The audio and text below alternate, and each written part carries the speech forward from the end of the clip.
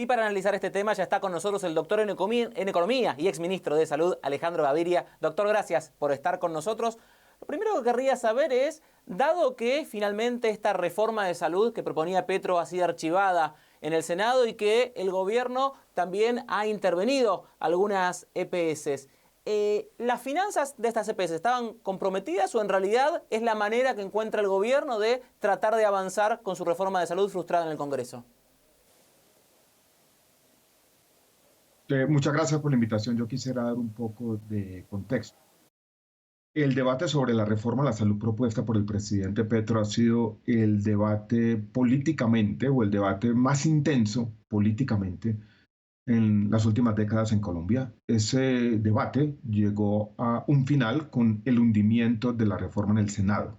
Al mismo tiempo, coincidiendo en el tiempo, el gobierno decide intervenir las empresas prestadoras de salud más grandes de Colombia.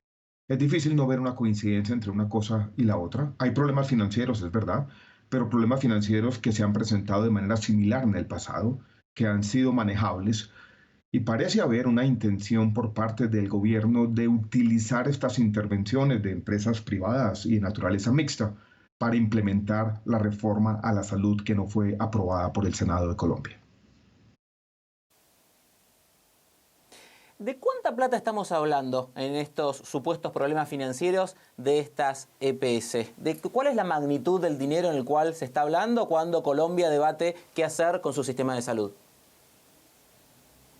Estamos hablando en cifras colombianas que uno las podría traducir en una cifra alrededor de los 10 billones de pesos como el déficit acumulado estructural del sistema de salud, que uno lo mira, puede ser algo así como el 10 o 15% del gasto corriente anual. O sea, es una cifra grande que ha venido creciendo, que es similar a la de otros sistemas de salud en América Latina y en el mundo. El envejecimiento de la población, la presión tecnológica, las demandas mayores de la sociedad siempre llevan a problemas financieros. El debate en Colombia yo creo que se puede resumir de la siguiente manera.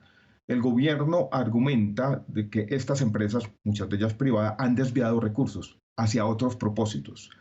Del otro lado, quienes han defendido la participación del sector privado dicen los recursos que el Estado colombiano está girando son insuficientes y hay un desencuentro en estas dos diferentes visiones. El Senado parece haber optado por la visión segunda, es decir, mire, el Estado tiene que cumplir con sus obligaciones y de ahí parten todos los problemas, pero el gobierno dice yo intervengo a estas empresas privadas porque sospecho que hay malos manejos y yo lo voy a hacer mejor. Y ahí estamos, gran incertidumbre para la inversión privada en el sector salud, gran incertidumbre para los pacientes en todo Colombia, sobre todo aquellos pacientes crónicos de enfermedades de alto costo, y estamos ante un proceso, voy a decirlo de esta manera, de estatización del sistema de salud colombiano, no por una reforma a la salud que así lo estipule, sino por actos administrativos y en general utilizando la supervisión, la inspección, vigilancia y control como forma de hacer una reforma a la salud, quizás por la puerta de atrás. ¿Y qué pasa con los pacientes colombianos que, al fin de cuentas, son los perjudicados o los que están más interesados en esto? ¿Qué puede pasar con los socios de estas EPS que han sido intervenidas y con los de las otras que quizás en un futuro puedan seguir el mismo camino, teniendo en cuenta que, más allá de la intención o no del gobierno, los problemas financieros en las EPS realmente existen? Lo que está pasando en este momento es obvio, es gran incertidumbre para los pacientes y para los prestadores de servicios de salud. En Colombia lo que hacen estas empresas administradoras de la salud es contratar con redes de hospitales, la gran mayoría de ellos para la atención de alto costo privadas. Empiezan a haber dudas sobre si los pagos se van a dar con las nuevas intervenciones.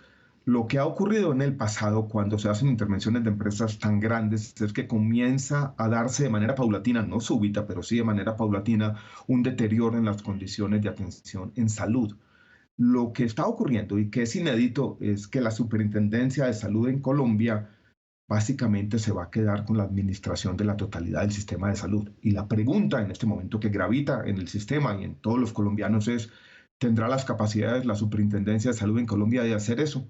Yo sinceramente no lo creo y estoy preocupado por la suerte de los pacientes en Colombia. Es una gran preocupación, no solamente mía, compartida por todo el mundo que está observando esta situación que está emergiendo en vivo y en directo. Ha sido sorpresiva, vuelvo y repito, sin antecedentes cercanos en la historia de nuestro país. Quería preguntarle, así como le preguntaba primero por los pacientes, también por los trabajadores de la salud, pensando en médicos, prestadores, enfermeros. ¿Qué puede pasar con ellos, con sus sueldos? ¿Cuál es el panorama para ellos? Calculo que también ellos manejan la incertidumbre. También hay incertidumbre. El gobierno ha tratado de dar un parte de tranquilidad y ha dicho que no va a haber despidos de trabajadores, que todos van a seguir trabajando. En todo caso, cualquier cosa hay que expresar la solidaridad con ellos porque la condición de los trabajadores de la salud en ningún ámbito, en ningún país, en ninguna circunstancia es fácil, y a esa dificultad se suma ahora la incertidumbre. Ya veremos qué pasa. Mi temor es el siguiente, que si se deterioran las condiciones financieras con estas intervenciones que nunca son fáciles, porque son empresas muy complejas, llega un interventor que no conoce plenamente las condiciones internas, hay incertidumbre, puede haber una deriva, dijéramos, que lleva al desorden y a los problemas administrativos, que esos problemas administrativos lleven a problemas financieros más profundos y que se termine en la liquidación de algunas de estas grandes empresas. No solamente son empresas muy grandes de salud, la nueva EPS que fue intervenida el día de ayer es la sexta empresa más grande de Colombia. Hablamos justamente teniendo en cuenta que ya se han intervenido otras EPS más chicas y que han sido liquidadas. ¿Hacia dónde debería ir el sistema de salud de Colombia? ¿Un sistema mixto? ¿Qué rol podrían tener allí los privados? ¿Hacia dónde debería ir teniendo en cuenta que las EPS, tan como se han manejado hasta ahora, evidentemente presentan problemas y que la opción que está intentando el gobierno vía reforma o vía las intervenciones también genera muchas dudas? Hay algo que sabemos del futuro del sistema de salud de Colombia y es que en la prestación, en lo que tiene que ver con los hospitales y clínicas, tiene que ser un sistema mixto, no puede ser un sistema plenamente público porque las capacidades de la sociedad han sido acumuladas en ese sector de prestación, sobre todo en el sector privado. La pregunta todavía sin resolver es qué va a pasar con la administración de los recursos. La intención del presidente Gustavo Petro es que esa administración de los recursos fuera plenamente pública. Eso no fue aprobado por el Senado, pero ahora tenemos estas medidas para tratar de hacerlo por vía administrativa y por intervenciones de la prestación.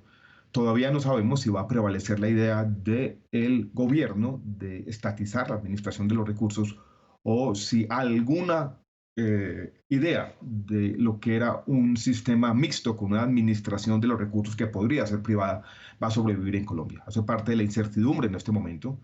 Un contexto para nuestros oyentes en América Latina. Colombia, en el contexto de la región, era el país que más había progresado en cuanto a la cobertura y a la protección financiera de los pacientes.